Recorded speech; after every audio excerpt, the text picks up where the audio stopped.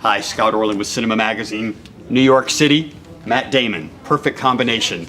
This time, the movie. I just love all the different places we've done these I know, things. we have done that. Actually, you've now broken the record because you and Channing Tatum were tied for the most videos online. So now, there was going to be an arm wrestle, but now Matt Damon surges ahead. I'm not afraid of the younger generation. I still have staying power. You know? Oh my God, if you're a younger generation, I don't even want to think where I am. First of all, this is for Germany, and a lot of people, the term fracking, this is for the new movie, The Promised Land.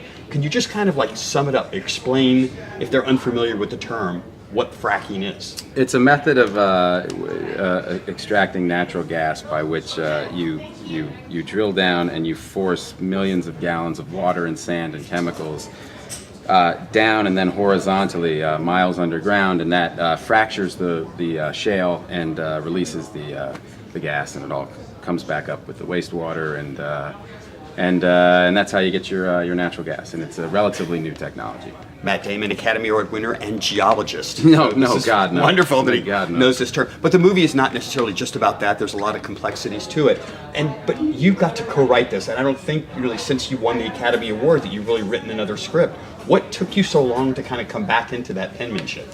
Well, I've just been busy working, doing these movies with directors that I just die to work for, and so I've just been, busy basically. And even this, John Krasinski and I wrote while he was doing The Office and while I was shooting another movie, and we were writing this on weekends. So it did require kind of moonlighting to even get it done.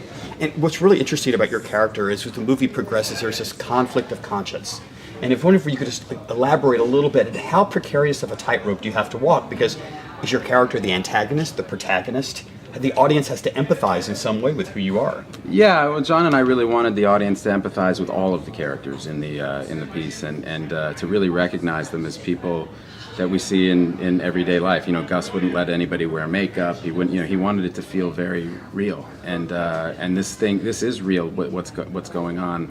A lot of these guys, like the guy I play, they're called landmen, and they show up and they offer to, they're trying to pitch these leases to these communities that have fallen on hard times, and a lot of these family farms who've had a farm for 150 years in their family, literally this is a lifeline to them, and they're in danger of losing their farm, and suddenly one of these landmen shows up and kind of throws them a lifeline. But at the same time, there's the potential for the drilling to have some adverse effects on either their water or the air, or on the climate eventually. So it's a very tough, thorny issue, and people feel very strongly about it on each side. Like, while we were shooting, people in these communities were either very pro or very anti, but really divided, which made it a really nice place to kind of backdrop to tell this story. And just a last question for you. I don't know if there's any envy for you in the movie, because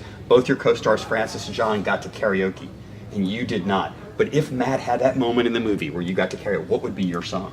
See, that's the good part about being the writer, is I just make sure that I'm not doing the karaoke. And even Fran, who is like one of the most awesomely talented people on planet Earth, was like, wait a minute, you're gonna make me do karaoke? She was not, she did it, and she was a great sport about it, but at first she was like, that is not cool at all.